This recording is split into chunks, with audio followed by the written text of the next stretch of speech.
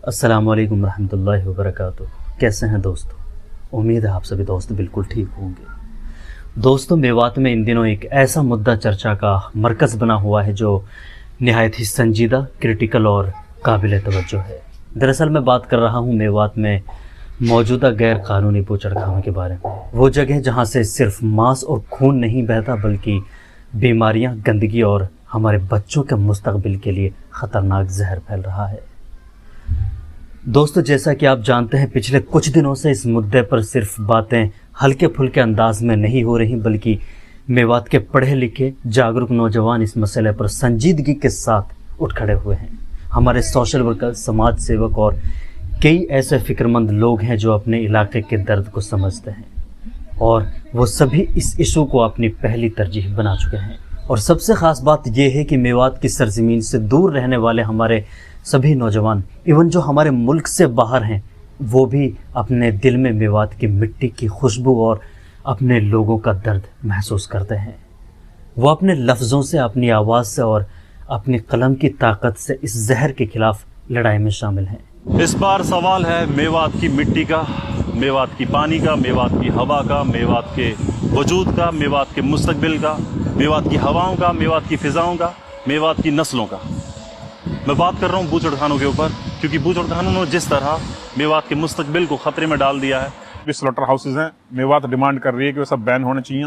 जो करंट में चल रहे हैं वो शट डाउन होने चाहिए और जो जिनके परमिशन मिल चुकी है वह खुलना देने हैं। यूँ आवाज़ उठ रही है। तो यूँ सिर्फ बूचड़खान की आवाज़ ना है, यूँ सवाल है मेवात की एग्जिस्टेंस को। और यह में सबसे ज़्यादा जो रोल है वो है हमारी लीडरशिप को। तुमने देखी होगी ये बात कि भाई पूरी दुनिया में जो भी लीडर उनको काम रहे है कि मास है। तकरीबन मेवात के सभी लोग, लिखने वाले अपनी कलम से और बोलने वाले अपनी आवाज़ से इस जालिम सिस्टम को चुनौती दे रहे हैं। और जो इस इलाके के लोगों को अनपढ़ और सीधा समझकर हमारे साथ नाइंसाफ़ी कर बैठे, उन्हें अब ललकारा जा रहा है। इस मसले पर भारत के मशहूर और इंसाफ पसंद सियासतदान असदुद्दीन ओवैसी से भी हमारे फ़िक्रमंद नौजवानों ने मुलाकात की। असदुद्दीन ओवैसी साहब ने यकीन दिलाया कि इसकी आवाज़ मुल्क की सबसे बड़ी पंचायत में उठाई जाएगी और ऐसे ही नौजवानों की वजह से इस मसले में और इस मामले में और इस मुहिम में जान बनी हुई है। इस मुहिम में ख़ास तौर पर ज़िक्र होना चाहिए हमारे एक होनहार भाई जैद का, जिन्होंने इस मुद्दे पर सिर्फ बातें ही नहीं की बल्कि हकीकत और ठोस सबूतों के साथ इस पूरे मंजर को सामने रखा। उन्होंने रिसर्च से लेकर डाटा कलेक्शन, फिर उसका एनालिसिस और एडिटिंग, हर एक स्टेप पर मेहनत करके हमें सच और हकीकत से बाखबर किया। उसने खबर दी कि ये बूचड़खाने गैर कानूनी तौर पर हमारे इलाके में जायज़ नहीं है। इनके चलते इलाके का एनवायरनमेंट तबाह हो रहा है, बीमारियां फैल रही हैं और ग्राउंड वाटर जो हमारी ज़िंदगी की नस है वो भी जहरीला हो रहा है। कैंसर जैसी घातक बीमारियों के केसेस भी दिन ब दिन इंक्रीज होते जा रहे हैं। आप में से बहुत से लोग जानते होंगे, जो लोग कभी इस तरह के कंटेंट्स से नज़दीक रहे हों, रिसर्च या एडिटिंग में शामिल रहे हों, वो जानते होंगे कि इतनी डीप और सटीक जानकारी जुटाना वाकई आसान नहीं होता। लेकिन जैद भाई ने मेहनत की और रिज़ल्ट हमारे सामने है। उसने अपने दूसरे वीडियो में एक बहुत ही अहम बात रखी और एक इम्पोर्टेंट पॉइंट को हाईलाइट किया और कहा कि अगर हम चाहें तो इन बूचड़खानों को इजीली बंद करा सकते हैं। आप सभी लोगों से गुजारिश करना चाहता हूं, प्लीज एक बात अपने दिमाग से और दिल से निकाल दीजिए कि बूचड़खाने बंद नहीं होंगे। कुछ इस केस में है ही नहीं, ये पूरा मामला बूचड़खानों के खिलाफ जाएगा। ऐसे हजारों एग्जाम्पल हैं देश में जहां पर लोकल कम्युनिटी खड़ी हुई, आवाज उठाई, मामला कोर्ट तक गया और वो बंद हुए। चाहे वो मध्य प्रदेश हो, चाहे वो महाराष्ट्र हो, चाहे वो यूपी हो।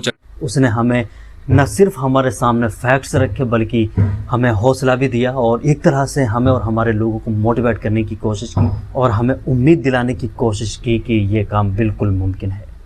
और अब इससे आगे हमारी बारी है मेवात के लोगों की, ख़ासकर हमारे नौजवानों की और इससे भी ख़ास हमारे लीडर्स की, कि हम इस जज्बे को सिर्फ सोशल मीडिया तक सीमित ना रखें बल्कि हमें एकजुट होकर अपने रहनुमाओं को जगाना होगा।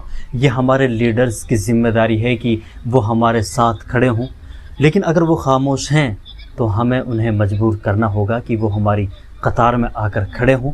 उन्हें समझना होगा कि उनकी ताकत हमारे दम से है और अगर उन्हें हमारे बच्चों के मुस्तकबिल की फ़िक्र नहीं, हमारी ज़िंदगियों की उन्हें फ़िक्र नहीं, अगर वो हमें एक ख़तरनाक जहर से निजात नहीं दिला सकते تو ہمیں بھی ان کے تاج و تخت کی فکر چھوڑ دینی ہوگی۔ ہمارے پاس وہ طاقت ہے، ہمارے پاس یونٹی کی وہ ایکتا کی طاقت ہے، ہمارے پاس وہ ارادہ ہے جو کسی بھی سسٹم کو بدل سکتا ہے۔ اگر ہم سب کندھے سے کندھا ملا کر اپنے چھوٹے چھوٹے متبھیدوں کو بلا کر اور اپنی سبھی میوچل ڈیفرینسز کو بھلا کر صرف اس مقصد کے لیے ایک ہو جائیں تو انشاءاللہ یہ بہت جلد غیر قانونی بوچڑ خانے ہمیشہ کے لیے میوات سے مٹا دیے جائیں گے۔